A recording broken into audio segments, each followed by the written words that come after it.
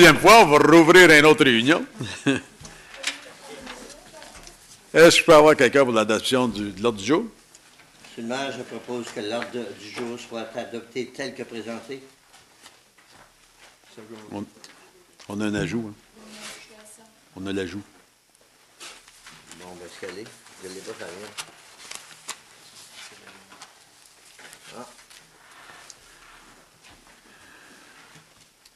Que l'ordre du jour soit adopté tel, avec l'ajout de l'item suivant. Ton piton, là. Merci. Je vais m'habituer. Que l'ordre du jour soit adopté avec l'ajout de l'item suivant. 11.1. Révision du système de la paix. Un secondaire, M. Simoneau. De la paie. Tous en faveur? Est-ce qu'il y a des déclarations pécuniaires?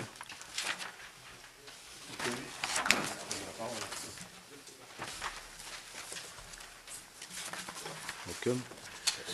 Dans les annonces, j'ai l'annonce à faire des comités. Comité d'administration, ça va être Jean-Marc Lalonde, Christa Simard, André Lalonde. Comité d'infrastructure, Yvon Simoneau, Jean-Marc Lalonde et Diane Chouanière. Comité d'aménagement, Michel Levert, Mario Zan et Carl Grimard. 2 sièges sont vacants dans le comité d'aménagement pour les résidents de Clarence-Rockland. Si les gens veulent postuler pour un de ces sièges vacants ou un des autres comités mentionnés dans la vie publique, ils doivent remettre leur formulaire de demande à Marie Saint-Pierre, greffière adjointe, d'ici le 5 décembre, qui est vendredi, à l'Hôtel de Ville ou par courriel. Par la suite, une sélection sera faite parmi les candidatures reçues. La liste des autres comités sont le Conseil d'administration de la Bibliothèque publique, Comité d'accessibilité, Comité consultatif CA Transpo, Comité consultatif culturel, Comité consultatif d'environnement, Comité consultatif pour les parcs des chiens sans laisse, Comité consultatif du patrimoine, Comité consultatif pour les sentiers récréatifs, Comité des normes de Pierrefonds, Comité de dérogation. C'est tout. Alors, vous avez seulement qu'à être là, avoir votre nom à l'Hôtel de Ville d'ici le 5. Est-ce qu'il y a d'autres annonces?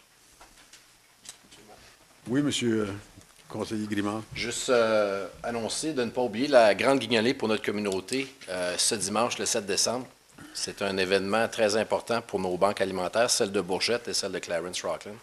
Alors, je sais que le quartier numéro 3 va remporter encore au niveau de la quantité des denrées. Mais juste une note, j'y participe pour la première année, puis je mets au défi les autres conseillers de participer dans leur endroit. Je pense vraiment que c'est une bonne cause. Fait que juste une petite annonce. Tu mettrais tes pyjamas? Absolument. Je n'ai pas encore appris la chanson. Merci. Il y a une annonce, parce que Saint-Pascal a eu sa guignolée samedi passé. Et on a ramassé au-dessus de 3 000 3 200.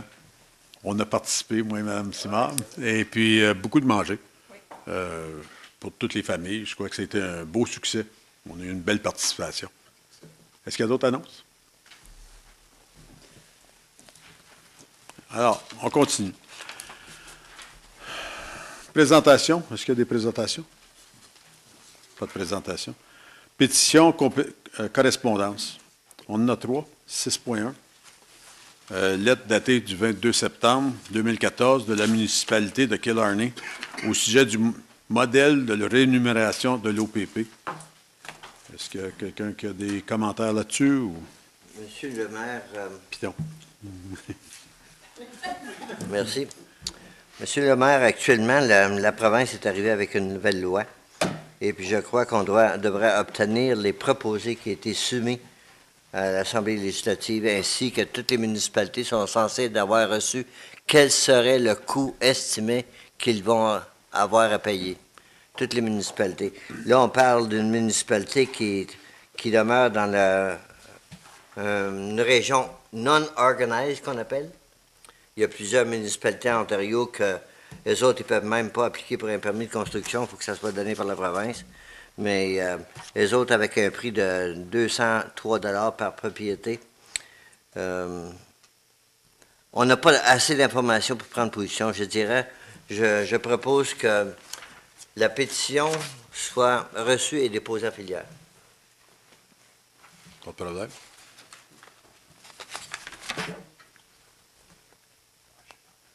Autre chose?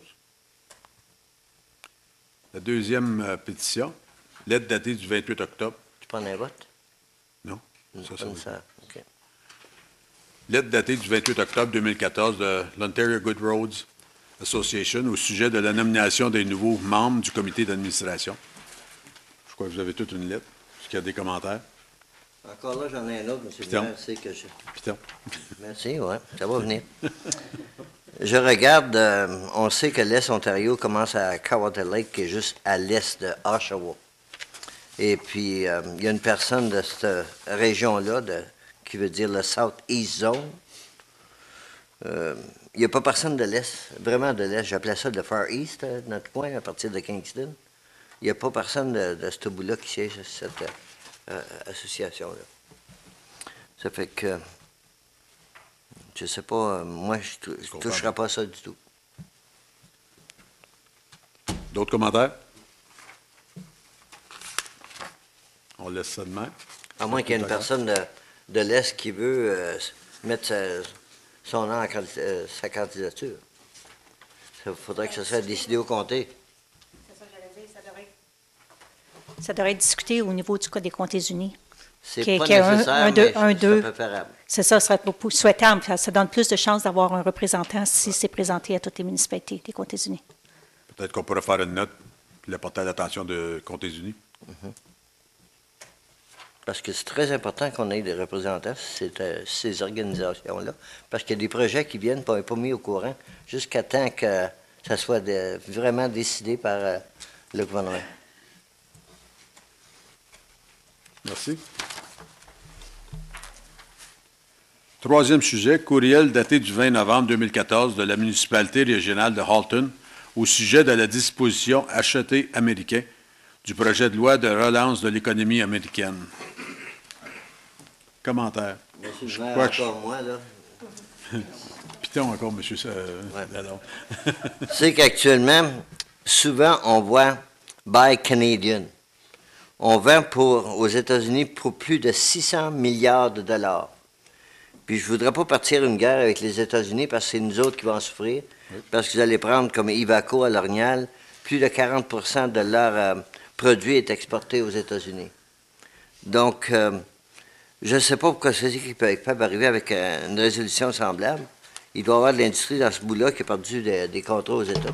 Ben, je crois que Halton ont mentionné dans leur lettre comme quoi qu'il y avait peur de perdre des affaires à cause de ça. Mais il faudrait arrêter, nous autres aussi, de mettre Buy Canadian. Oui, oui. Parce Mais que les c'est- Américains, c'est ce qu'ils font. C'est notre choix de supporter ou de laisser ça passer. Autre commentaire? Oui, M. Levin.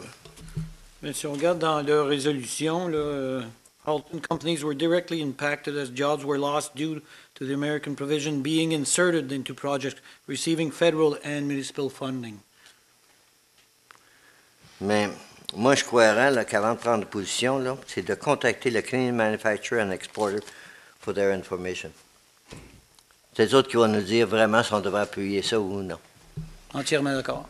Ouais. Madame Saint-Pierre ou Mademoiselle Saint-Pierre. Vous prenez note? On peut-tu obtenir l'information du Canadian Manufacturer and Exporters? Leurs commentaires? Ben, je ne voudrais pas que nos entreprises ici, tu vas prendre Alexandria Molding, les autres ici, 60 est envoyé dans les autres pays. Ivaco, c'est une grosse entreprise, celle-là. Plus de 40 est échappé aux États-Unis. Il y en a d'autres à part de ça. Oui, madame. Autant comme on encourage d'acheter local, on veut encourager aussi d'acheter canadien, sans nécessairement nuire aux ententes qu'on a avec les États-Unis. Alors, on a déjà des bonnes ententes avec eux, de trade, là. Oui. Free trade, je ne sais pas comment on appelle ça en français, libre-échange.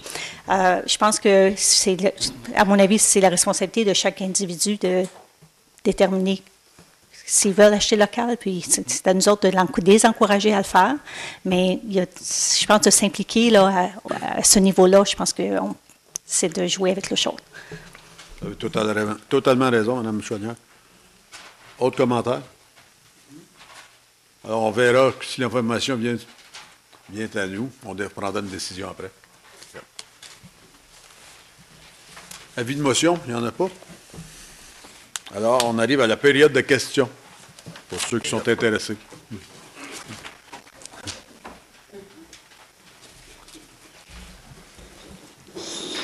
Bonsoir. Je voudrais poser la question que vous doutez certainement à propos du Focus et le Vox Populi, et je voudrais savoir si... Bon, je voudrais faire le point, non pas savoir, mais je voudrais faire le point que je ne voudrais pas voir un sou de plus dépensé sur ce journal avec notre Vox Populi, un journal qui insulte les résidents. Et je suis certaine que je ne suis pas la première à y penser, que vous allez faire quelque chose très rapidement, mais certainement je voulais ajouter ma voix à l'opposition. L'administration et les conseillers, on travaille là-dessus comme c'est là. Il n'y a aucun vote qui peut être pris cette semaine, mais je suis certain qu'à la prochaine, on aura quelque chose pour vous. J'apprécie énormément votre réponse. Merci.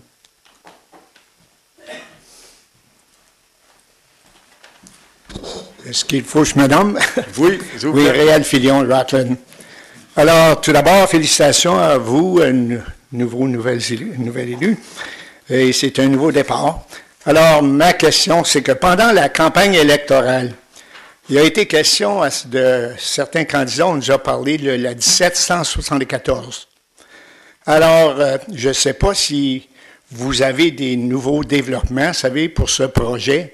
Alors, sinon, est-ce que pour la prochaine réunion, il y aurait moyen, vous savez, de se renseigner auprès des comtés unis ou la province, là, pour voir s'il y a vraiment pour la des prochaine nouveaux réunion, développements. ça va être un peu court, M. Fillon, parce que on n'a aucune réunion avec les comtés.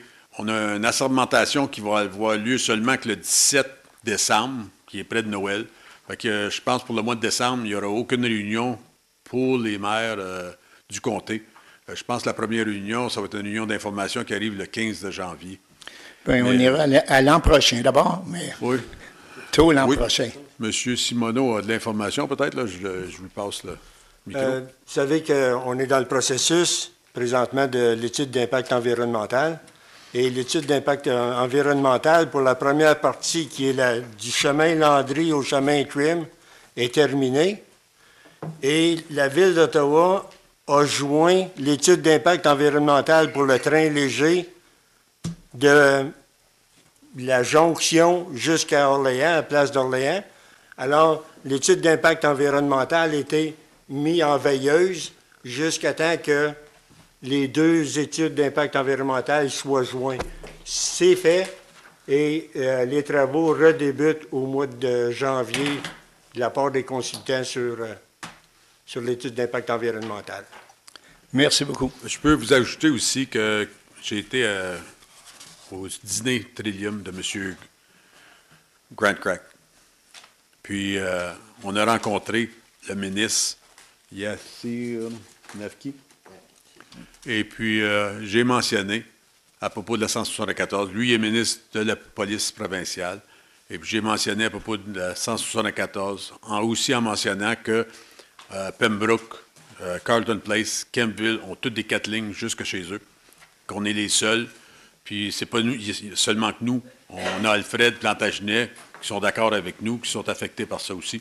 Et puis, les maires, les 3 vieux de la vieille qui n'ont pas été en élection, étaient d'accord que c'est quelque chose qu'il fallait qu'on pousse. Fait qu'on a l'appui d'une bonne partie des maires de Prescott-Russell. Je suis certain qu'on va essayer très fort de faire quelque chose là. Merci. Monsieur le maire, j'ai reçu dernièrement, parce que la documentation me l'envoie régulièrement, parce que j'ai été faire une présentation.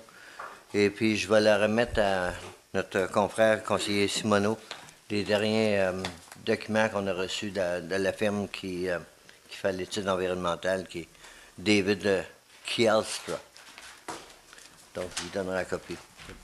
On est bien d'en faire une pour tout le monde, monsieur? Ouais. Madame Saint-Pierre, voulez-vous vous occuper de ça, s'il vous plaît? Non, on le mettra dans le papier des conseillers. Oui. Autre question? Madame? Non? OK. Est-ce qu'il y a d'autres questions? Mon Dieu! C'est court, ça? On a battu un record. Rapport de CUPR, on n'en a pas.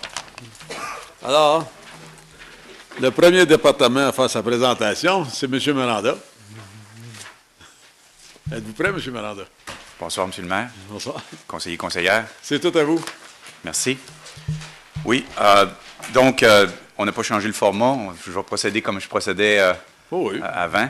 Naturellement, juste mettre une mise à jour. Vous pouvez voir qu'on a normalement, on a inclus le mois d'octobre et le mois de novembre. Normalement, c'est juste un mois, mais là, on a les 2 derniers mois.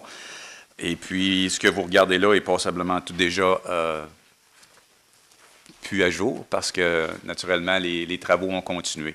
Ça fait que un des gros points que vous devriez retenir du rapport, c'est qu'on est présentement en mode hiver. On est prêt. On a déjà eu de la neige, reparti, mais on s'attend à ce qu'on en reçoive d'autres. Donc, présentement, tout l'équipement, vous avez pu voir, on s'est ravitaillé en sable et en sel. La majorité des petits travaux que vous avez vus, tout ce qui est fossé, talus, ces choses-là, est maintenant terminé. Et les gros chantiers le sont aussi. On se prépare, on est déjà en mode, même si présentement, on est en train d'entrer en mode hivernal, on est déjà en train de penser à ce qu'on va faire au printemps prochain. Et puis, certains des dossiers que vous avez là présentement vont se poursuivre naturellement aussitôt qu'on va arriver au printemps. Je n'étais pas sûr, voulez-vous que je passe à travers chaque ou normalement je demande s'il y a des questions plus spécifiques sur ce que vous avez là? Madame Chouanière? Je vais peut-être dire aux citoyens des dates pour le stationnement interdit dans certaines rues. À partir de quand pour le déblaiement des neiges? Je vais passer ça tout de suite à mon collègue, M. Rivard, s'il peut m'aider.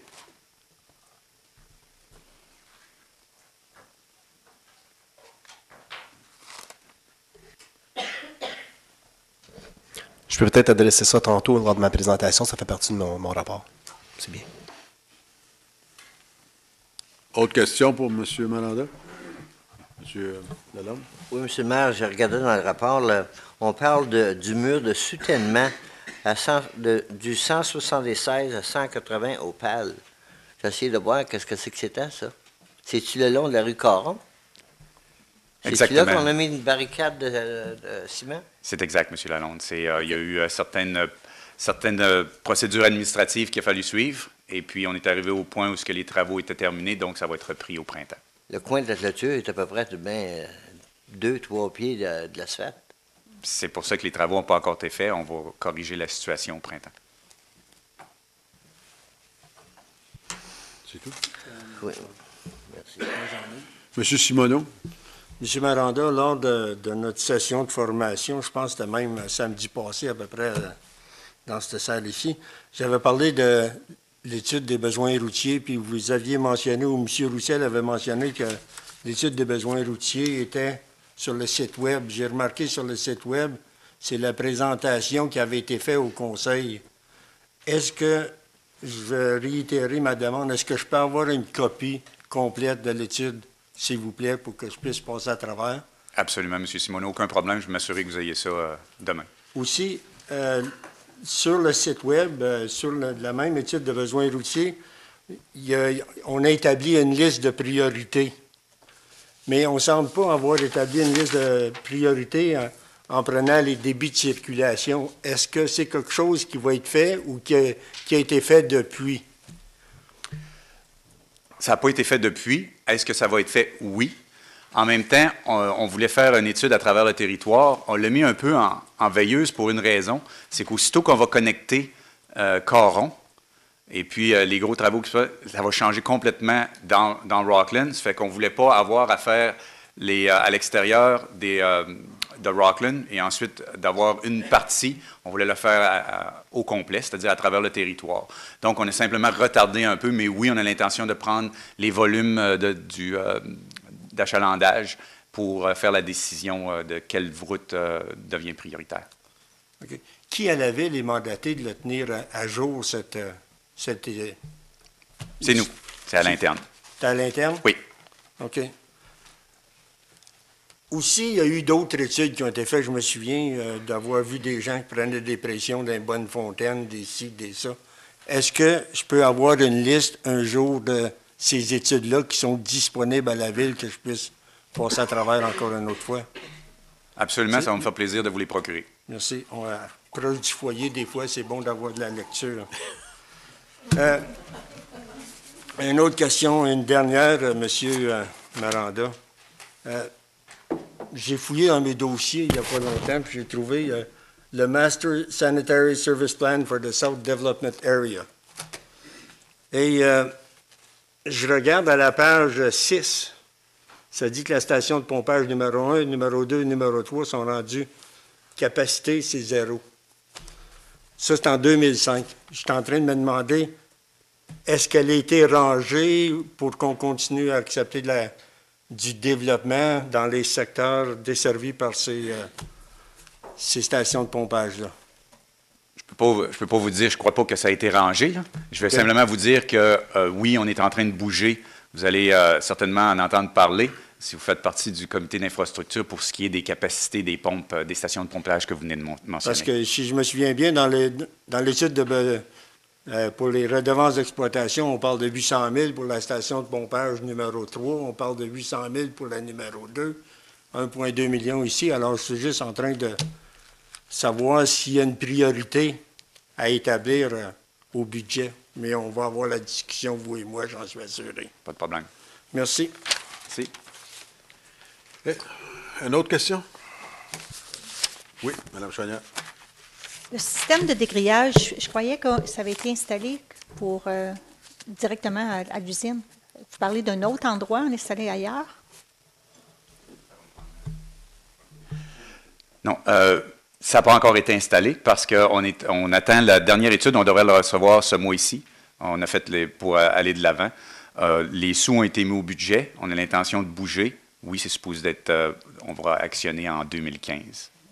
Ouais. L'endroit qui était prévu. Pas nécessairement, c'est là où on en est parce que ce qui arrive, c'est que rapidement, on avait prévu peut-être le faire à la station numéro 1. C'est peut-être pas la meilleure place pour la station numéro 1 où elle est située à côté si vous regardez le terrain, la géographie, c'est pas le meilleur endroit. Ça fait que là, probablement qu'elle va être installée à une autre place. Présentement, c'est en train de se former pour être à l'usine même, mais un édifice indépendant. M. Maranda, est-ce que le groupe Regional, quand ils vont venir, est-ce qu'ils s'en vont directement? Est-ce que les égouts du 400 autres du groupe Regional s'en vont directement à l'usine ou ils vont passer par la station de pompage numéro 1? Ou c'est pas décidé encore? Présentement, si je me souviens bien, c'est directement. C'est directement? Oui. Alors, il y aurait lieu de mettre le dégrillage à la station, à l'usine, au lieu de ça mettre fait partie de la planification. Merci. Mme Chouanière, vous finissez. Merci, je vais continuer. Pour le site d'enfouissement, j'aimerais savoir, là, quand vous dites de reconfigurer l'entrée, j'en ai jamais entendu parler, là, c'est dans mon quartier, alors j'aimerais avoir peut-être un peu d'informations par rapport à ça. Si je peux me permettre, présentement, c'est-à-dire quand on dit reconfiguration, c'est qu'on veut améliorer le service aux citoyens et citoyennes. C'est lorsque vous allez pouvoir rentrer, si vous venez juste porter du recyclage, ça va être plus facile, en fin de compte, de rentrer puis de ressortir. On veut aussi installer une pesée pour, justement, du côté plus commercial. On veut le structurer pour que ça soit bien géré et, naturellement, augmenter la vie de la station, du dépotoir. Et c'est où ce qu'on en est. Mais si vous voulez, on a eu une rencontre préliminaire. Je peux vous montrer un peu les ébauches qu'il y avait eu, des discussions. La pesée, c'était pour le budget de cette année? Pour l'an prochain, 2015. L'an prochain. Oui. Monsieur Grimard. Oui, M. Maranda, concernant le projet de la rue Saint-Joseph, c'est un projet qui est quand même très important. Vous parlez dans votre rapport qu'il y a deux phases. La phase 1 de 687 000 et la phase 2 d'1,7 million, 1,720. Est-ce qu'on a un genre d'échelon ou de détail quand la phase 1 va être faite et quand la phase 2 va être faite? Parce qu'il y a beaucoup de citoyens qui ont très hâte au 9 décembre, mais qui vont sûrement vous demander ces questions-là.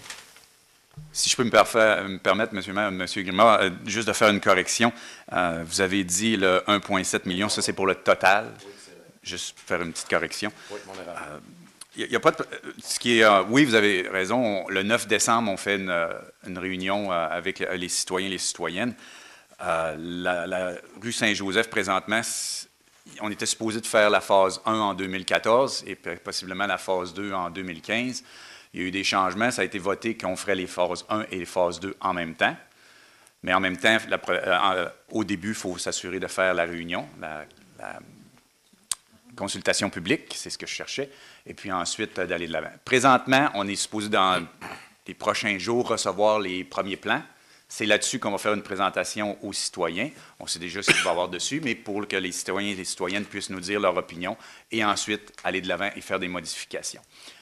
C'est prévu pour être en 2015, mais en même temps, il faut regarder on est en train de regarder la charge de travail qu'on va être capable d'accomplir, mais peu importe, ça va aller de l'avant d'une manière ou d'une autre, tout dépendamment de ce qui va être accepté par le Conseil. Il va y avoir des suggestions. Merci.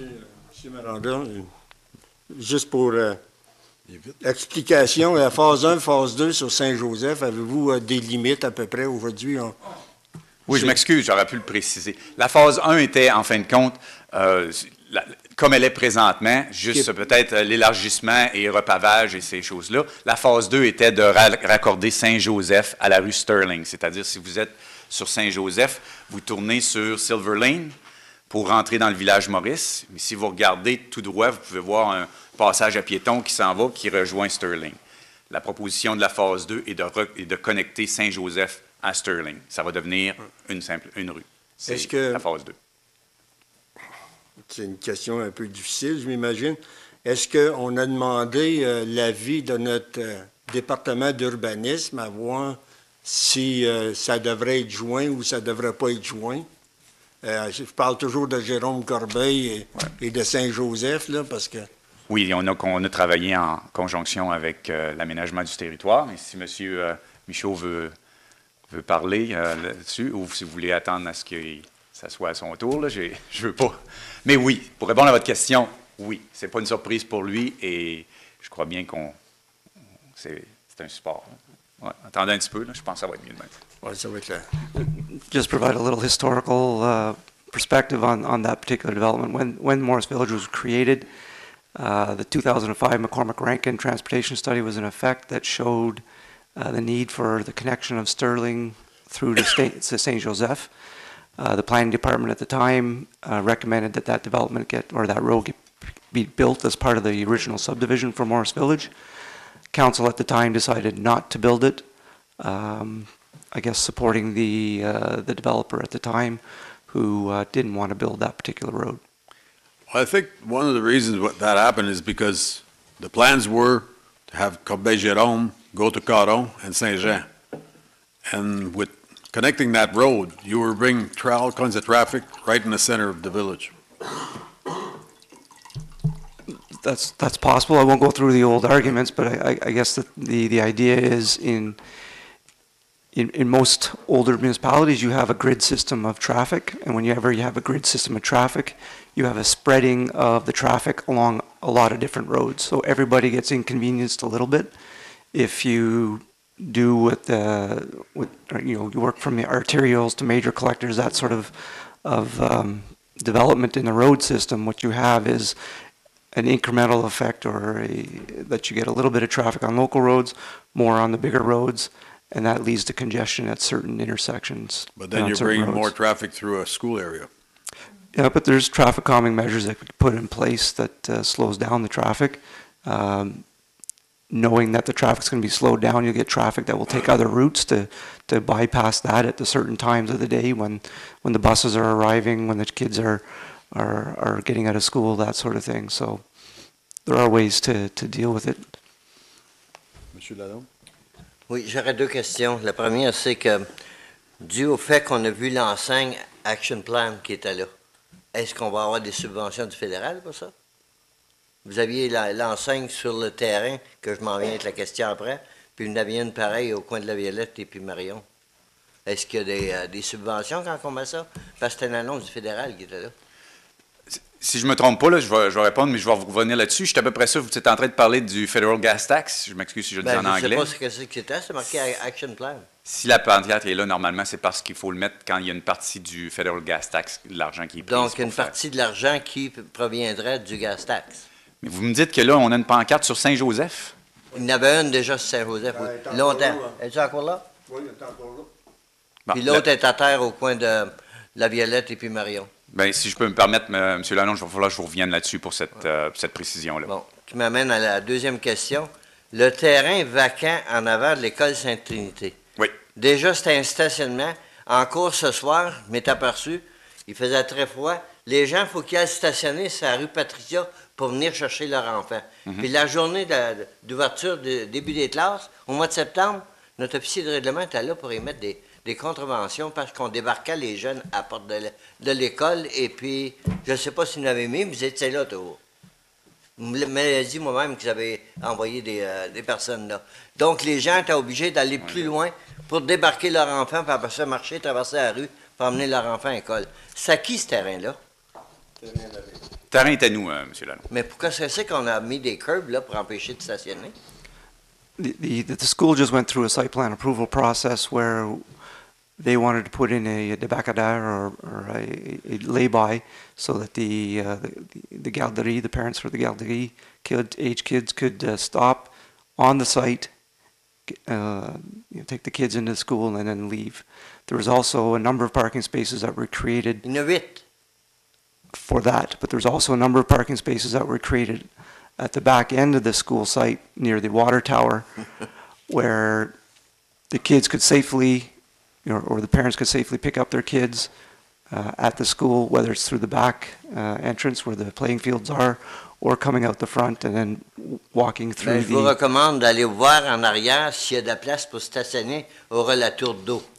C'est les employés qui stationnent là. But that's where their parking is. That's the site of the school. That's the way it works.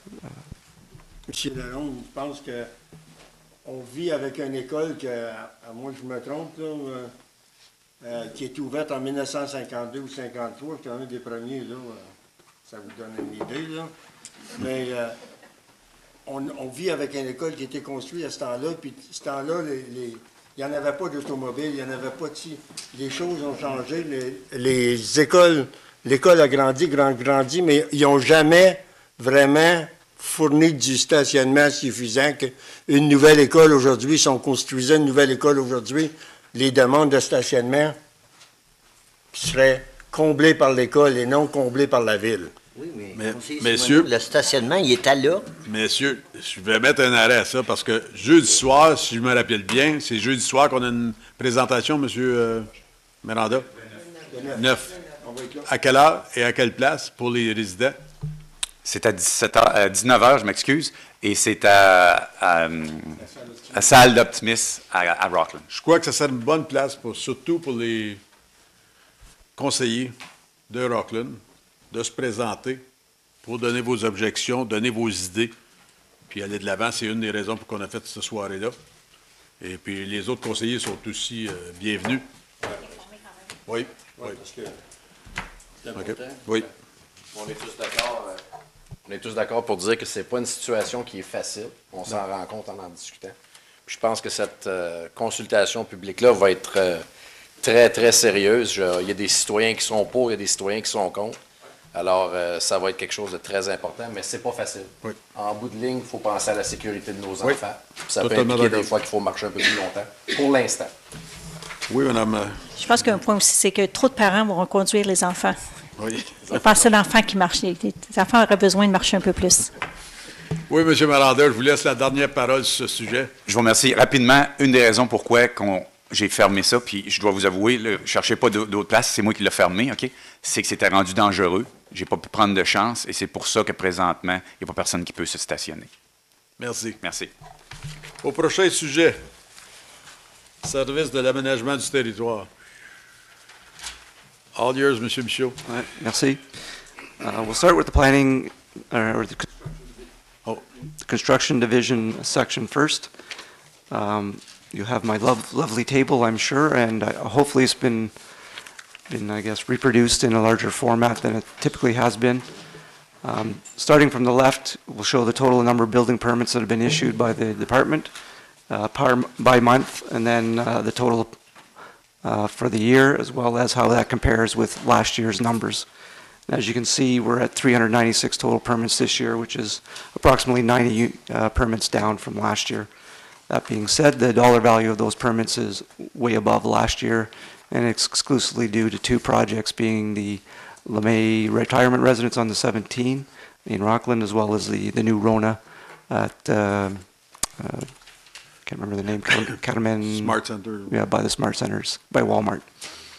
So the next, the middle categories represent the number of units created during the year, and we break it down into the urban area, being Rockland, as well as the villages, and the rural area, to give you an idea of where construction is taking place within the municipality, as well as the total compared to last year. So this year we're at 107 total units created, and last year we were at 130 for the year.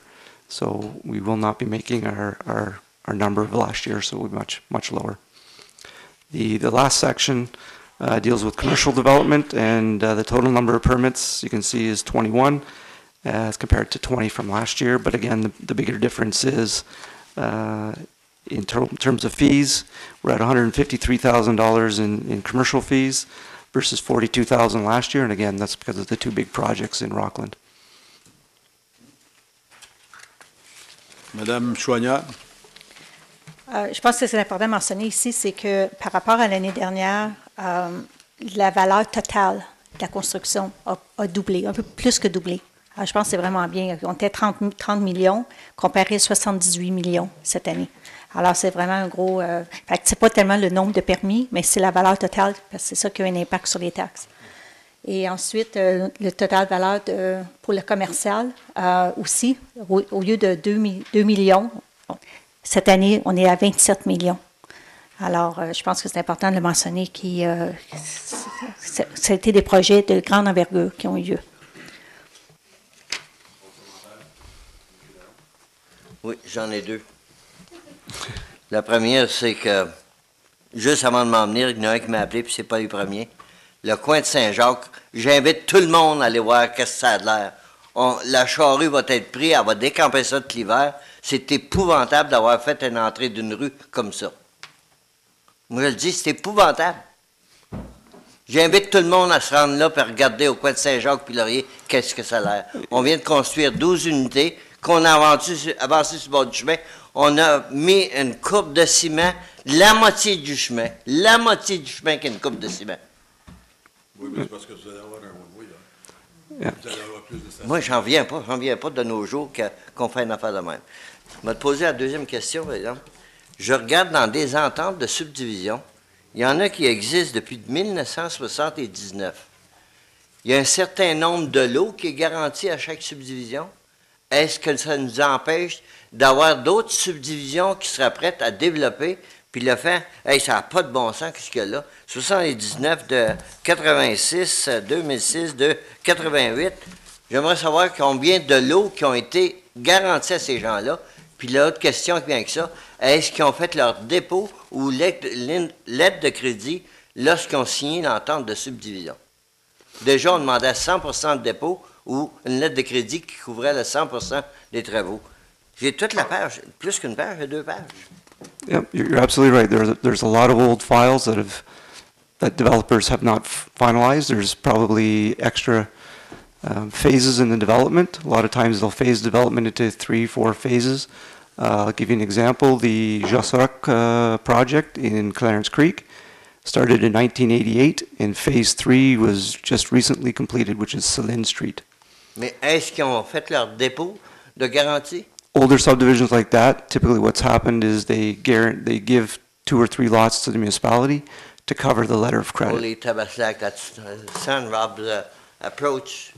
When San Rob closed their door, we were lucky in Rutland, we had guarantee, but Clarence, they were stuck with all the finance that they had to pay. Yeah. Once Is it, that the way we are still working? no, we now ask for a 100% letter of credit. But in I'm the going to plan go set. back 4 years ago when the municipal council went to municipal affair, asking that the section, the urban section, be expanded.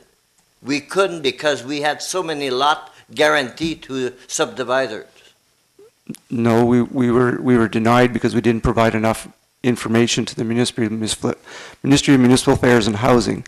And what the the MMANH said to us was that because we have so much land vacant within our villages that we don't need to expand the urban area. That's what they said to us. But remember, we were saying you have to take so many lots from Bourget, so many lots from That's exactly what I'm saying. In that the villages, and I'll give you an example, the village of Clarence Creek has enough land in there for 300 years of growth based on the rate of growth right now. We did reduce to a large section of St. Pascal because a good section of that was flood area, which we couldn't build anyways. That, we figured, because it was going to be 1 acre for each acre, we thought would be okay, but we got refused again, and Monsieur Michaud had to work on that again. But anyway, I'd like to get a report to how far we are. Did we get any money? They guaranteed a financial guarantee either by letter of credit or money in the bank. I can guarantee you that every subdivision that's been done since I've been here has letters of credits But it's attached not to a them. lot they have given. No. That was a practice that was undertaken in the 80s for the most part due to financial constrictions at the time, a lot of recessions. So what the municipalities were doing, and it's not unique to this municipality, other municipalities did it as well, where they took lots instead of cash. Oui, Madame Chaudière. The letter of credit, if a project has 5 phases, the amount will change for each phase, or do they pay for the 5 phases at the beginning? Typically, they pay for each phase that they're doing. And we've now incorporated clauses in the agreements for a number of years where if phase 2 is 2 years down the road, well, then they provide us with a new cost estimate for the works associated with phase 2. And we take a letter of credit for 100% of the new cost works. For the new cost at that time? Correct. Okay, good. So we get the inflationary component to every project.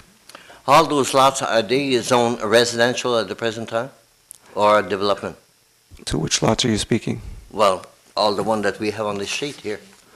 Well, if they're, Depending on the subdivision. yeah, it depends on the subdivision, but they're probably most residential, yes, because most of our development is residential. Okay. Dernière question, Monsieur Simoneau. J'en ai même pas posé à M. Michaud encore. Ben, je te Tabarouette.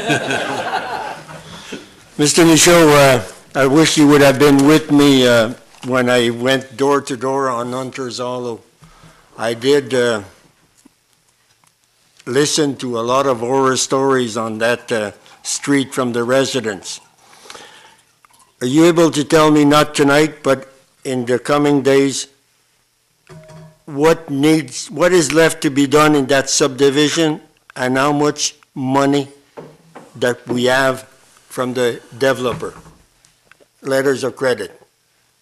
I'd be happy to, and unfortunately, we do not hold enough money in a letter of credit to cover the works that are required. Okay. That's something that we should be discussing outside the council here. Okay.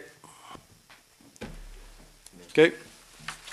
Next, service communautaire prochain. Oh, no, still have the planning component of the department. Keep going, Mr. Michaud. You No, want it more is the questions? planning and construction department. You didn't get nailed enough, I guess you're going Oh, no, no, back for more. I'm happy to You're a talk player for planning. punishment. I'm happy to talk planning with anybody. We carry on our merry way in the planning division. Since the last monthly report, we've signed two subdivision agreements, one with Bernard Saint-Cartier on Robert Street in Rockland, which is for a 23-lot subdivision, and with CR Lands, which is a 53-lot subdivision split in 2 phases on the Rue Raxan in Clarence Creek. We've also signed the site plan agreement with the Rona. We have 3 new zoning applications, all to remove the H on the property. And removing the H is sort of the last phase of changing the zoning when all the works are completed, so that we can basically then give them back their letters of credit. We have 3 new severance applications that we'll have to deal with at the next committee of morcellement, committee of adjustment in English, I guess. And we continue to deal with ongoing subdivisions and official plan amendments and other key work associated with the official plans. And that's it. Unless questions. Go for it, Monsieur. Thank you. Thank you. Unfortunately, I do work in Gatineau, so I have to drive back from Gatineau every night, and it's a very slow drive, as you probably don't know, because you're going back where there's no traffic. But I was able to look at, you do sightseeing at the same time, and I was able to notice that most of the signs that announce zoning changes or official plan amendments are some boards, real rigid boards. The City of Ottawa, about 3 feet by 4 feet. And here we have, and it's on a stake that's about 4 or 5 feet high off the ground, and we can really see it.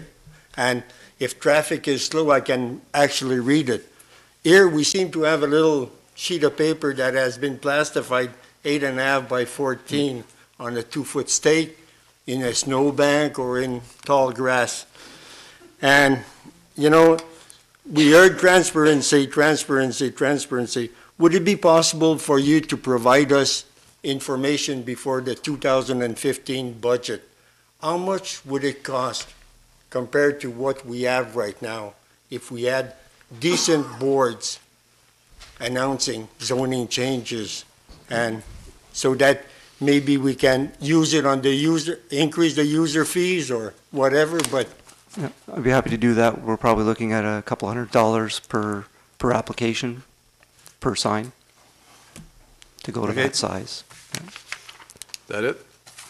Did you want to speak some more, Mr. Michaud? Yeah, actually, I do have one bit of good news, in that because there's been so much turnover on council, representatives from Regional Group have contacted me, and they'd be happy to make a presentation to council at the next plénier meeting or the following one in February to show you their project, have a discussion in this forum, and so everybody's familiar with that. It'll be one of our larger growth projects as we move forward within the next 4 years. So if that's amenable to council, I'll make sure that they're available. I think it'd be a very good information for the whole council to see, because I think it is a major project if it goes ahead. It should go ahead. Very interesting. do you plan on making it public? Because Mr. Yeah, absolutely. It'll be at excuse me. It'll be at the plénier meeting in January. Okay. Sorry?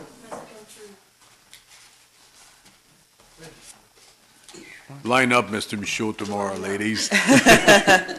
He's choking up as it is now, so. I don't understand what process. We ready to go to the next one, Monsieur Michaud? Okay. Service communautaire. Monsieur. I believe Mrs. Hillier would like to talk. Madame Collier, I'm sorry.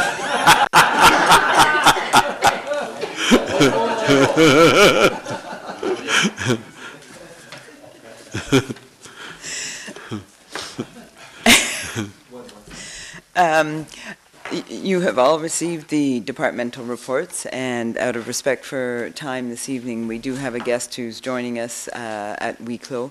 If we could just go department by department to have questions answered, it might just speed up the discussion a little bit. And we'd also like to suggest that at the next full planning committee, we have all the members attend and brief them a little bit more to elaborate on some of the questions that Mr. Michaud was asked this evening. And we will prepare that agenda for you. Okay. Any questions from Monsieur Boucher? Away we go. My surprise, Monsieur Simoneau has got some questions. Les priorités? Dans votre rapport, on parle de la préparation du budget, l'entente avec le Micro. On parle de budget d'opération, on parle de l'entente avec le YMCA, entente le CIH. J'essaie juste de me souvenir, je pense qu'il y a un octroi de 600 000 qui a une certaine date butoir. Est-ce que vous pourriez me renseigner sur ça? Oui, on va parler de cet item-là à huis clos après la réunion. Pour l'entente du Y aussi, c'est au huis clos après la réunion. C'est qu'on va vous en discuter avec vous.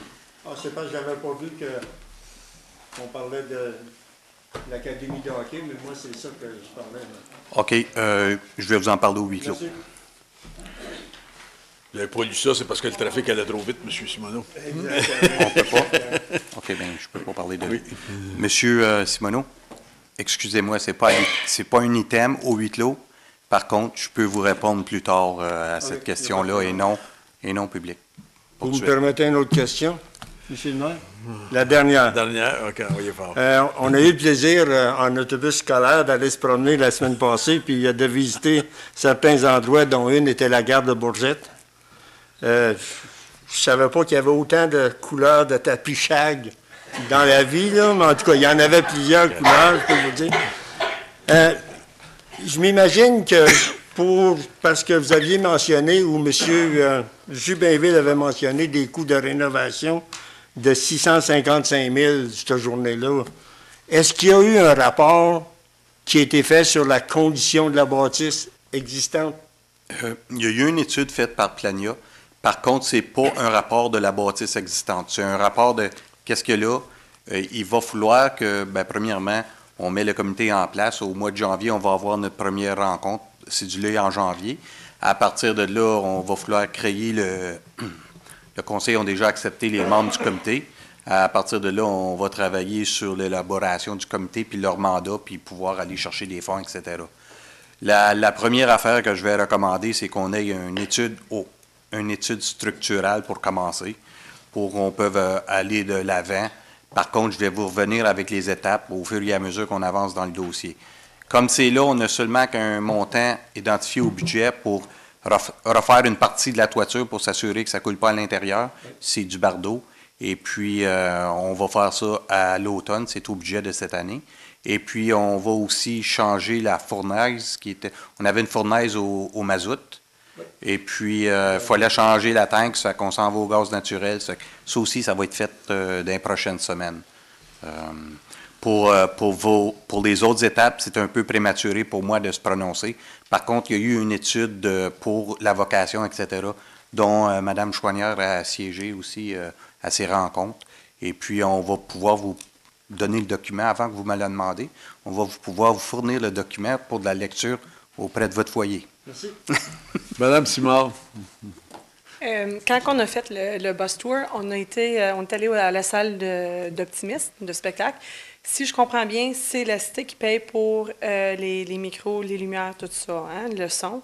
La cité est propriétaire du système d'éclairage, du système de son, oui. OK.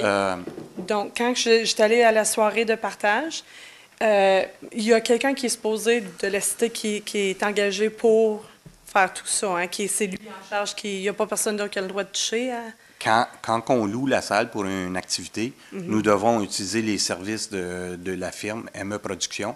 On est en entente avec eux, puis ces services-là sont chargés aux locataires. OK, parce qu'à la soirée de partage, il n'y avait aucune personne pour le son. Il y avait quelqu'un qui était en training qui nous ont dit qu'en tout cas, durant la soirée, ils ont eu des difficultés avec le son. J'ai eu des commentaires de demander à la cité d'aller juste envoyer quelqu'un vérifier tous les overheads, tout le système total, parce que ça fait plusieurs années que ça ne fonctionne pas, qu'ils m'ont dit. C'est la première fois que je n'entends parler. Je vais vérifier avec Jean-Luc Jubinville. Comme vous savez, on a tous changé de poste dans les derniers mois. Oui. C'est Jean-Luc qui s'occupait de la salle de spectacle. Là, c'est Christine qui s'en occupe. Je vais vérifier, puis je vais vous revenir avec les réponses. Monsieur Lalonde. Oui, concernant les garderies, je vois qu'on a 808 déjà d'enregistrés, puis il y a une liste d'attente de 328. Oui, j'ai posé la question aujourd'hui pour m'assurer que j'avais les réponses. Souvent, les personnes qui sont en attente sont soit qui sont pas assez âgées pour entrer à la garderie ou que dans le groupe qui veulent entrer, les groupes sont déjà pleins. Ça fait que si le groupe est plein, tant qu'il n'y a pas assez d'enfants pour un autre groupe, on n'offre pas ce service-là. Mais ce qu'elle m'a dit, comme c'est là, parce qu'on a des statistiques des garderies en général, c'est plutôt des enfants qui sont sur une liste d'attente, soit qu'ils n'ont pas leur âge, ils n'ont pas l'âge, ou soit qu'ils sont là pour dans 2 mois ou au mois de janvier, etc. L'autre question concerne les garderies aussi, comme j'ai mentionné lors des sessions d'orientation. Il y a un projet de loi qui a été passé en deuxième lecture, la loi 10, comme c'est là, le Child Care Modernization Act. Et puis, je recommande hautement qu'on le regarde parce que je regarde que nous autres, on demande des changements à venir. Donc, il faudra voir quelle sera la loi lorsqu'elle sera passée. Il va y avoir des audiences publiques à travers la province. Et puis, ça fait à peu près 2 semaines, 3 semaines que la loi est passée en deuxième lecture. Je peux vous garantir, M. Lalonde, vous savez autant que moi qu'on a une experte en garderie et de retour au travail, puis Mme Lefebvre va y voir. Oui, mais elle est retournée après que cette loi-là est passée en deuxième lecture, il ne faudra pas oublier de dire. Oui, ça, c'est la loi, c'est www.ontla.ca. Là, tu as toute l'information. Je vais faire le suivi. Parfait, merci. Autre question? M. Lebel. Si vous voulez juste éclaircir, M. Boucher, quand vous dites les noms qui sont sur la liste d'attente, il y a des gens, j'imagine, c'est quand l'enfant vient au monde, la personne met son nom tout de suite sur la liste d'attente, c'est ça que vous voulez dire, ces noms-là? Ça dépend. Excusez. Je ne suis pas au courant exactement du nombre d'enfants qui, comme sont 5-6 mois. Il y a des listes d'attente, ça peut être assez longtemps, dépendamment des services. Comme vous pouvez voir, Hammond, exemple, sont quasiment au maximum. Clarence, c'est pareil, etc. Ça fait que je ne peux pas répondre à votre question. Je peux, par contre, aller chercher l'information puis revenir avec ça.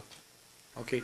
Mais ça veut dire que si on est en attente, ça ne veut pas dire que vraiment on a besoin d'une gardienne tout de suite. On est en attente d'une place, on veut une place.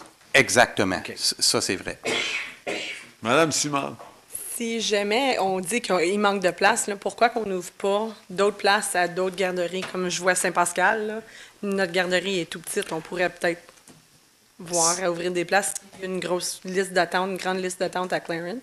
Ça dépend. Quand je dis qu'il y a un manque de place dans le groupe en particulier que la personne a besoin d'un service. Il y a différents groupes d'âge.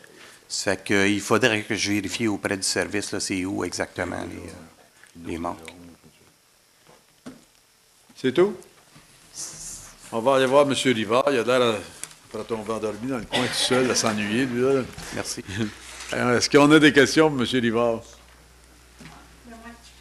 Madame Choignard. Je vais répondre à la question que j'avais posée à monsieur. C'est bien ça. Bonsoir, Monsieur le maire, membre du conseil. C'est sûr que présentement, nos restrictions hivernales sont en vigueur sur le territoire de la municipalité. Alors, pour le bénéfice des nouveaux membres, la municipalité, on a un règlement sur le stationnement qui interdit le stationnement hivernal entre le mois de novembre et le mois d'avril. Alors, ces restrictions s'appliquent de cette façon sur notre territoire. Généralement, lorsqu'il y a des accumulations de neige ou il y a des prévisions d'accumulation de neige de 5 cm ou plus, les restrictions sont en vigueur. Ce qui veut dire, c'est que les agents de réglementation vont être mobilisés pour sortir sur le territoire de la municipalité. Généralement, on fait les zones urbaines, le secteur de Rockland et tous les villages, pour s'assurer que les routes sont libres de véhicules stationnés sur les rues. Lorsqu'il n'y a pas aucune restriction en vigueur, alors quand il n'y a pas des prévisions de neige de 5 cm ou plus, on n'encourage quand même pas les résidents de stationner sur les rues parce que souvent les opérations au niveau d'entretien des routes, ce soit l'épandage du sel ou du sable, des fois ils vont faire des petites opérations d'enlever de la glace sur les chemins. Alors on n'encourage pas les gens quand même de stationner sur les routes lorsqu'il n'y a pas des accumulations de neige. Par contre, les gens ils peuvent s'assurer que généralement il n'y aura pas d'agents de réglementation qui vont sortir lorsque les restrictions ne seront pas en vigueur.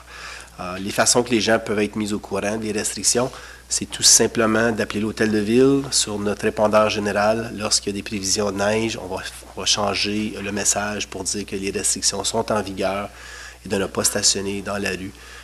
Les restrictions peuvent durer quelques jours, tout dépendant le montant d'accumulation de neige. M. Maranda fait une super de job avec leur équipe. Par contre, des fois, ça peut prendre 2 à 3 jours avant que les restrictions soient complètement soulevées. Alors, on demande aux résidents de communiquer avec l'hôtel de ville n'importe quel temps, fin de semaine. On va activer le message si les restrictions sont en vigueur. Madame Joël? Pour Bourgette, je sais que vous donnez à contrat pour le chemin Boileau. Bien, vous donnez à contrat. Est-ce que ça va être encore la même chose cette année? Parce qu'ils ont eu beaucoup de difficultés là, des 2 dernières années avec le... À contrat pour le chemin Boileau, je ne sais pas, peut-être que ça serait peut-être M. Maranda qui pourrait répondre ça. Moi, j'ai pas personne à contrat à mon service. OK. Alors, je sais que pour le nettoyage de la neige, c'est donné à contrat, puis souvent, le chemin Boileau est oublié. Alors, où il est fait, là, comme on parle de 3-4 jours après. Alors, est-ce que c'est encore le cas? Si oui, j'aimerais savoir la liste la liste priorité. Quelle rue est nettoyée en premier? Et puis, comme ça, je peux voir si telle rue n'est pas nettoyée, mais telle autre aurait dû normalement l'être. Mais à ce moment-là, je peux vous appeler et vous dire, bon, cette rue-là a été oubliée. Ben, si je peux me permettre, à court terme, je vais m'assurer de faire un suivi avec vous justement du chemin Boileau. C'est sûr qu'on ne veut pas oublier aucun chemin. Si c'est le cas, je vais certainement me pencher là-dessus. Mais pour ce qui est de répondre à votre question, il faut que je revienne à... Je sais qu'on donne des contrats. Si c'est particulièrement sur le chemin Boileau, il faut que je vérifie. Oui, c'est ça, parce que j'ai plusieurs citoyens qui demeurent sur Boileau, qui m'ont dit que quand ils appellent à l'hôtel de ville, on leur dit « Ah, c'est donné à contrat, c'est pas notre responsabilité. » Alors, mais il n'y a pas de bonne personne, je peux me permettre. Oui, c'est probablement. C'est pour ça que je veux avoir les réponses comme ça, mais tu peux peut-être souvent régler des problèmes avant même que ça se rende jusqu'à là. Je peux me permettre, même à contrat, c'est notre responsabilité. Oui, je sais, définitivement, oui. Alors, peut-être si j'ai l'information, mais au moins, je peux rassurer les gens, puis... Je vais faire un suivi avec. D'accord, merci. Monsieur Simoneau. Finir avec vous, M. Rivard. Est-ce qu'il y aurait lieu de regarder, je sais que la Ville d'Ottawa, la Ville de Gatineau, vient de l'instaurer très dernièrement, l'avis sur tout le monde a leur téléphone intelligent ou l'avis où c'est envoyé directement, où ce qu'on s'abonne à la Ville, on s'abonne sur toutes les soumissions ou quoi que ce soit. Ça serait peut-être la même chose, un message qui est envoyé si les gens s'abonnent. Au lieu de... Oui, définitivement, c'est quelque chose à considérer, c'est sûr. Merci. C'est tout. Monsieur Sabourin, est-ce qu'il y a des questions? Et voilà. Donner la chance à quelqu'un. Y a-t-il quelqu'un d'autre avant que M. Simoneau prenne contrôle encore? C'est pas gentil. C'est vraiment pas gentil. C'est juste que j'ai eu plus de temps que les autres à lire. Oui, dans le trafic. C'est ça. Envoyez, M. Simoneau. Dans votre projet en capitale, vous mentionnez pour la station de pompier numéro 3. Ah, putain, excusez-moi. Vous mentionnez dans votre projet en capitale la façon d'utiliser le design build comme étant une façon de procéder avec votre projet. Lors de notre visite, vous étiez là en même temps en autobus scolaire la semaine passée, M. Maranda me faisait remarquer les problèmes de la dalle de béton à l'usine d'épuration. Il semble qu'il y manquait d'épaisseur ou il y a eu des changements. Ça va probablement nous coûter très cher. Je me dis, si on a des problèmes avec cette méthode-là, qui nous date peut-être de 15-20 ans, est-ce qu'on s'embarque dans le même bateau? Il y aurait peut-être des questions à se poser avant de juste dire on va utiliser cette méthode-là. Parce que l'usine d'épuration, comme vous et moi, je regarde la dalle de béton, ça ne sera pas 10 000 $ réparer ça. Là. Ça ne sera pas juste couler du ciment, il va falloir aller dans dessous. Alors, je me dis, on regarde-tu les mêmes problèmes, on s'embarque-tu dans les mêmes problèmes? Qui est-ce qui a la responsabilité? Comme c'est là, les RFP qui ont sorti, c'est pour engager un agent de projet. OK. Suite à ça, on va tous s'asseoir et on va tous discuter c'est quoi la meilleure procédure, le meilleur moyen de procéder avec ça. Comme c'est là, c'est ça qu'on pensait d'aller avec, un design build. Mais ça va être le design build à partir de la fondation. Fait que ça va être bâti en conséquence. Ça va être une décision du conseil. Ça va être une décision du conseil. C'est le processus qui commence. C'est juste un agent de projet qu'on regarde pour, là, comme c'est là. Merci. Autre chose? C'est tout? Hey, vous en sauvez pas pire, vous deux, là. Ça doit être les chemises blanches qui ont... La prochaine, c'est les finances. Question pour... Envoyez. J'ai une question concernant les arrérages de taxes. On est à 13,16 d'arrérage de taxes. Plus de 4 millions de dollars d'arrérage de taxes. Cela, après 3 ans, on a le droit de prendre action, soit qu'on mette les propriétés à vendre, puis après qu'il le met à vendre, mais là, la personne a encore 1 an pour revenir pour la racheter. Mais qu'est-ce qu'on fait avec 4 389 000 d'arrérage de taxes? J'en reviens pas. Ça, c'est 25 de notre revenu de taxe annuel. Qu'est-ce qu'on anticipe de faire avec ça? This year, we started during the summer looking at the accounts that were overdue. It's simply a resourcing factor. We have one person who's in charge of all the tax accounts, and we will be bringing a proposal to the new council on how we plan to take action with the outstanding accounts. So we had to do an analysis of what the accounts were and how much was outstanding. We looked at contracting a firm, but it was very expensive, and we didn't bother bringing it to council for a decision. So we're looking at a more in-house approach that will be more effective to reduce these accounts.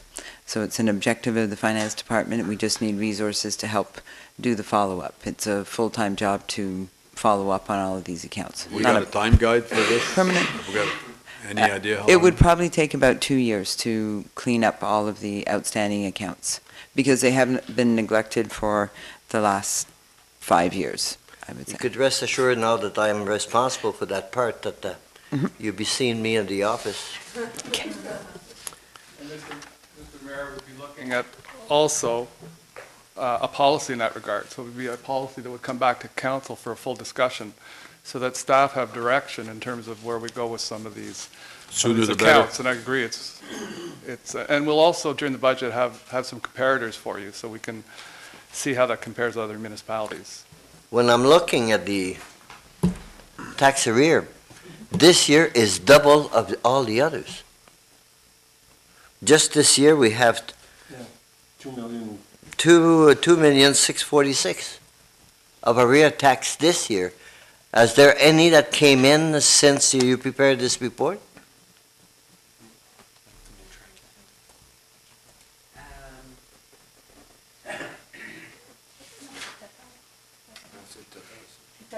Total. Non. Total of the 3 years. Là, c'est l'année courante. Le total est 3 997 plus les intérêts. 3 997 le total.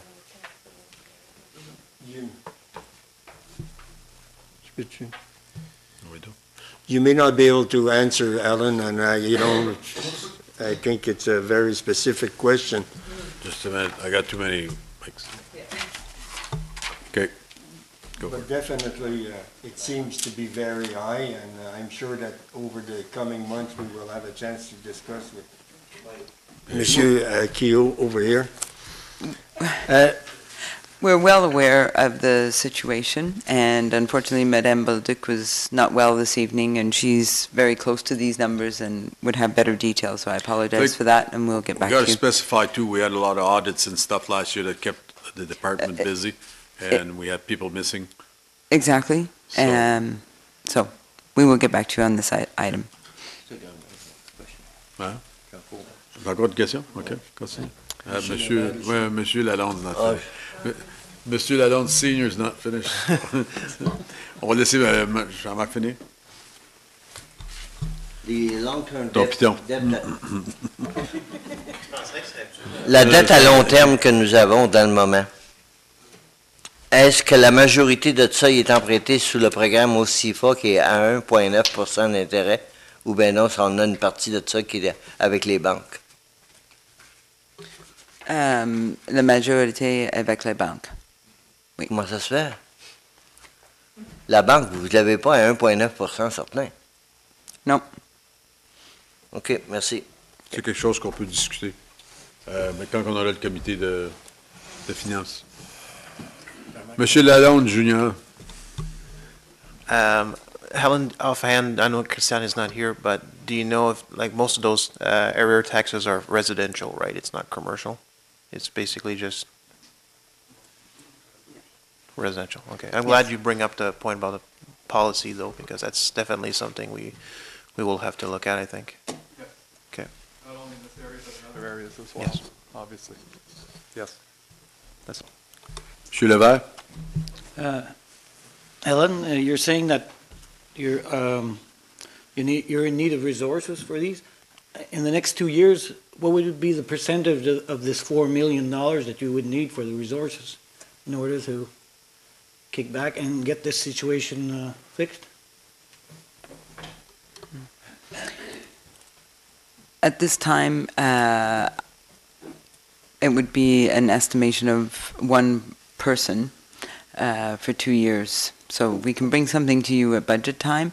I would check with our tax collector right now to see what her estimation of the time. She did a calculation of how much time it would take to bring all the accounts that were in arrears over 3 years in line, because we wanted to focus on that first. I believe it was 2 years worth of, so 2 person years. And so a dollar value to that, we'd have to look at how much we'd pay that person to do that. So a very small percentage of Correct. recovery. Thank you. Monsieur Simoneau. Monsieur Keogh, I think Yes. it's more your department. I'm at school here, so I'm trying to learn. When we collect taxes, the city of Clarence-Rockland collects about 48% for the city, and then another 20-some% for the counties or whatever. But I know it's 48% according to the big book that you gave us last year was 48%. When we don't collect taxes, or when people do not pay taxes, do we have to pay the school board, and do we have to pay the counties? Yes. Even though we did not collect? Right, yes. Wow, the mafia doesn't work that way. You either pay or you don't pay, and if you don't pay, and you know, it's horrible, horrible. Madame Chouanière. There's not much that can be done until the arrears are 3 years, over 3 years. Until the 3 years, legally, there's not much that anybody can do. You can put pressure, but legally, you have to wait for the 3 years. So what you can recover is about $500,000. Monsieur Lalonde. Dernière question. Dernière question. Merci, Monsieur le maire. Je vois qu'on parle des cartes de crédit. Combien d'employés de la municipalité ont des cartes de crédit au nom de la municipalité? Currently, we have issued credit cards to myself and to the operational managers, and that includes Monsieur Miranda in operations, the fire chief, the treasurer has a credit card, and in the daycare. And this was to reduce the number of transactions that had to go through accounts payable to issue small checks. So the daycare has to buy food to feed the children and a number of other items. There's a lot of very small purchases, which was consuming a lot of time in accounts payable. And we were issuing checks for $5 and $7. So we issued the manager there a credit card. So I believe that's 6 credit cards that we have issued at this time. Donc, quand ils servent la carte de crédit, il y a une facture qui nous est remise pour les comptes payables. Oui. On peut vérifier ça. As well, is it lessens the amount of petty cash that we have to manage within the municipality, and petty cash generally is a high-risk area. Credit cards are much less risk associated with credit cards. Credit cards have to be reconciled each month, and the owner of the credit card has to provide evidence to accounts payable that all the invoices were incurred on behalf of the corporation. Petty cash, something we still need to keep, but that's something else that we'll be reviewing this year, is the extent of petty cash that we use in the municipality, and the credit card policy will be following as well. Thank you, Mr. Keogh. Huh? Would it be possible to set some time aside for you and I to meet in the coming weeks so I can bring reading material? I've gone through the FIR and I have a zillion questions, so you know. You have my email address. Yeah. Okay. Anytime. I'll find you.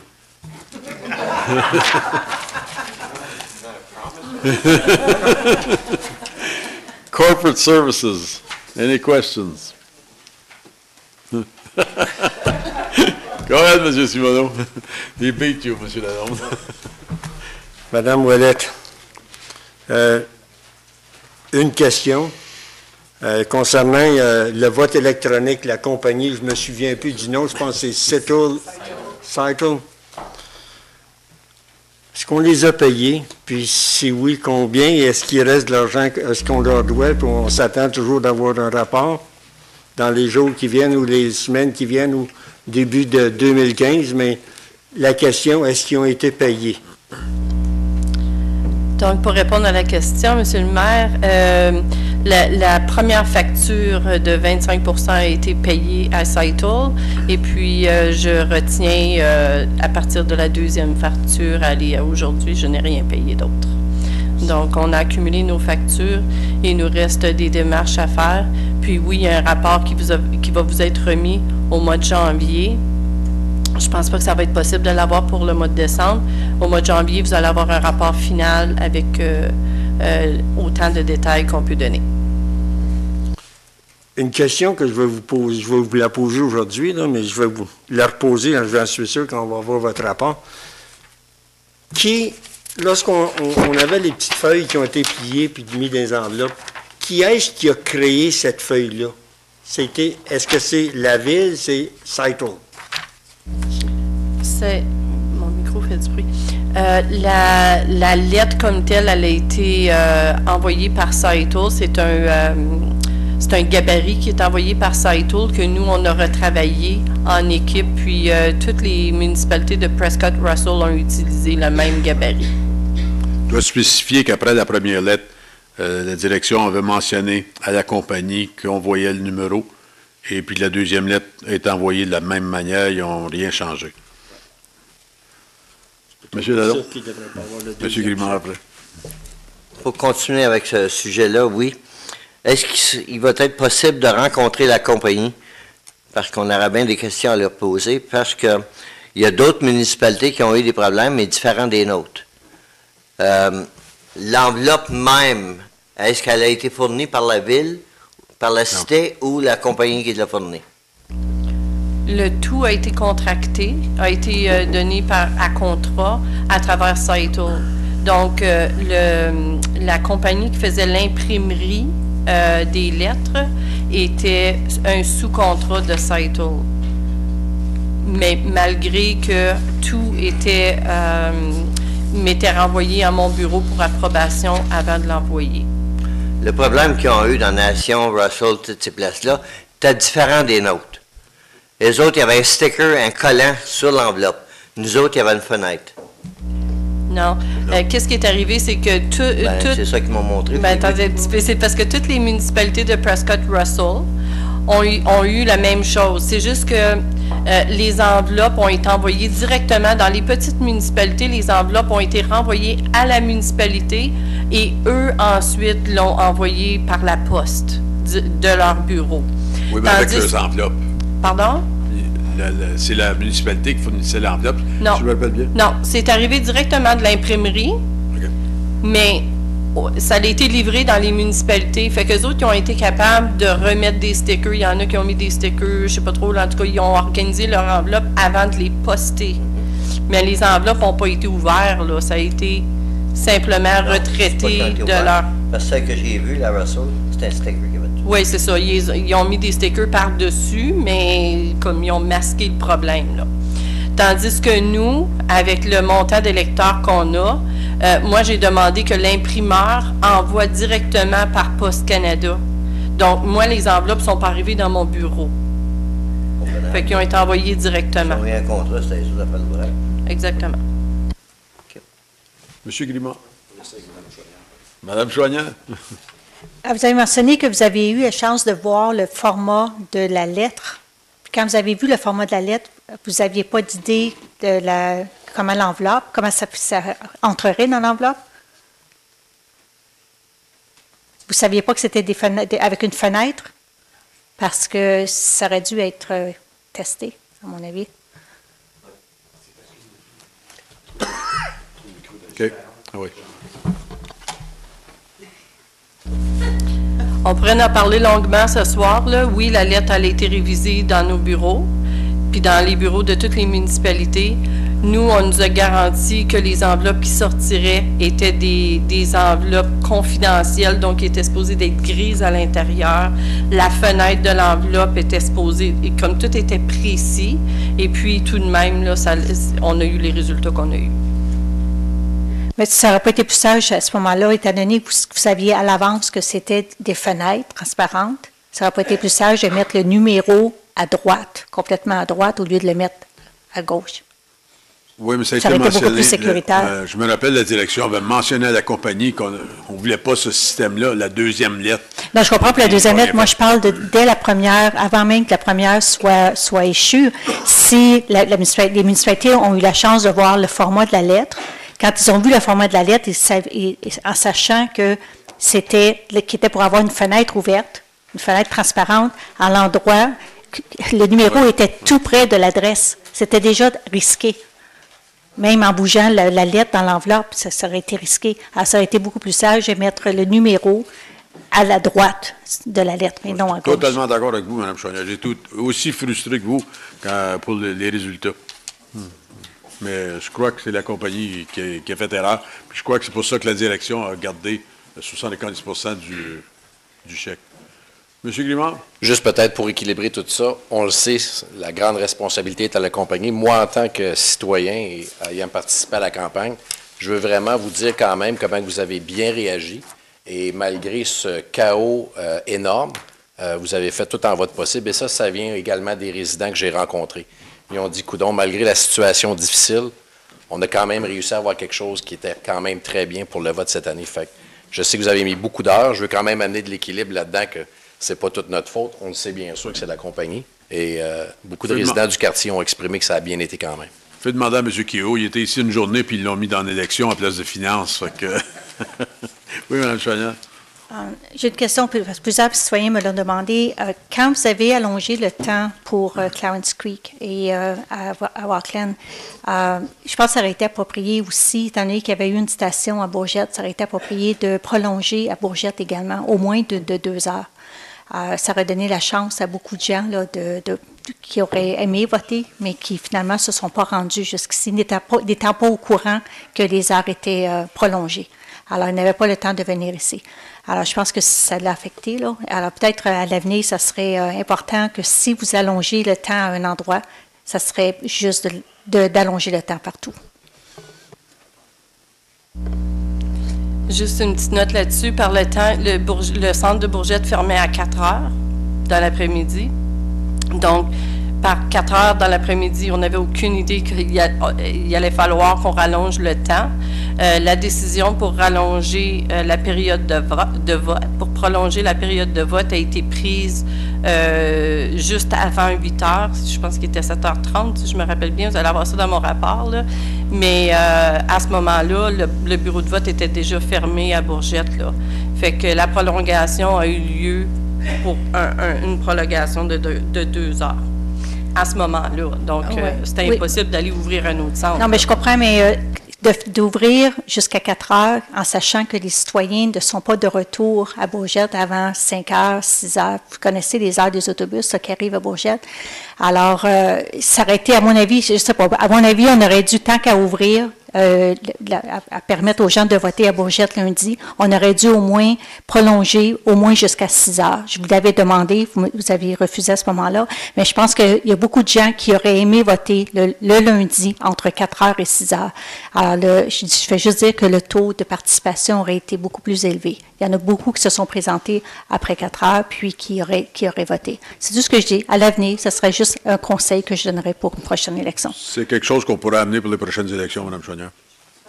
Envoyez fort, Mme. Je veux juste faire un commentaire, juste pour ajuster un petit peu, là.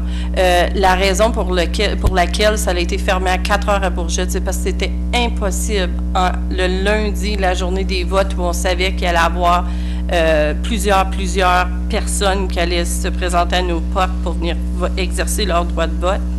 C'était impossible pour nous d'avoir assez de staff pour être capable d'ouvrir 300 en même temps cette soirée-là. Puis ceux qui ont eu l'expérience de venir voter cette soirée-là, là, à partir de 4 heures, 5 heures, à aller jusqu'à 8 heures, 9 heures le soir, savent très bien qu'on avait besoin de tout le personnel qu'on avait là en place.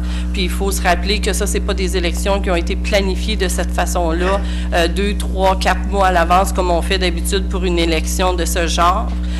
Ça a été vraiment organisé, là, je dirais 36 heures peut-être, là, avant le début du vote. Donc, le staff a été trainé directement, là, comme immédiatement avant de prendre poste. Oh. Fait que je crois que malgré toutes les circonstances difficiles, je pense qu'on a réussi à faire le maximum de qu'est-ce qu'on pouvait faire.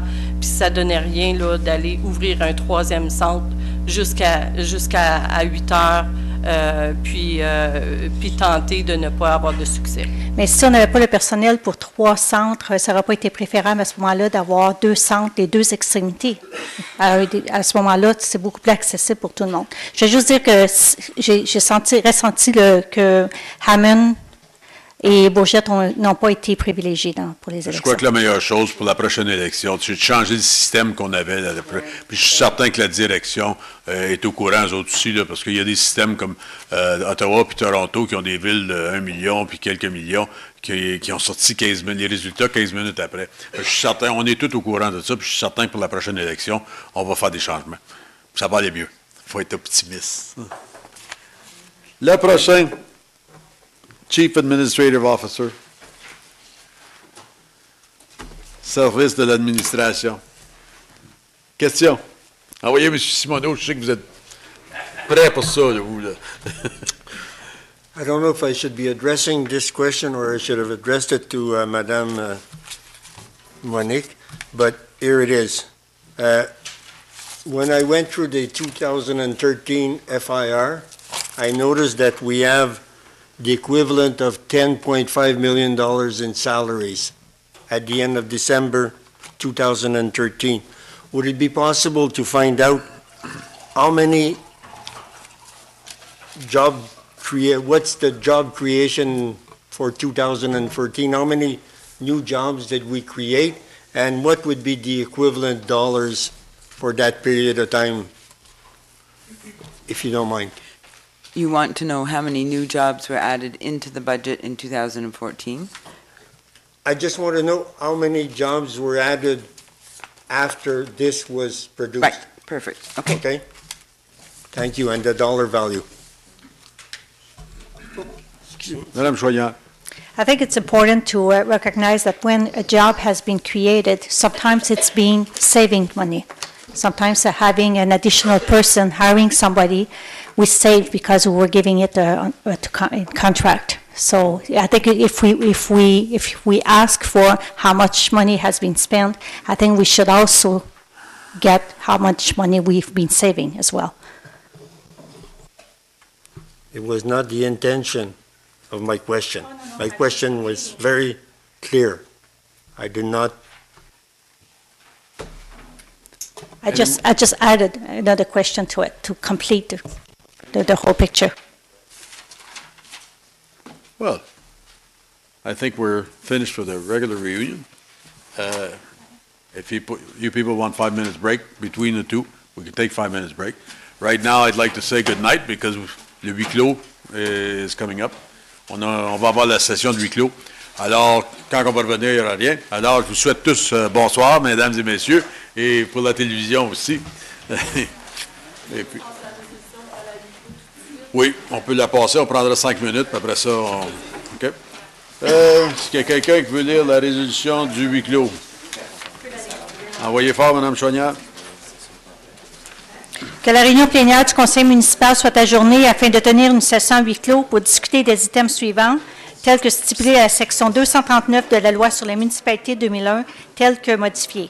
L'entente collective, département des incendies. Silence, s'il vous plaît. L'entente YWCA, contrat d'emploi DJ et révision du système de la paye. Secondaire. Madame Simard.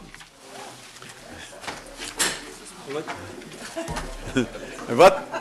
Tout le monde en faveur? Et voilà, c'est fait.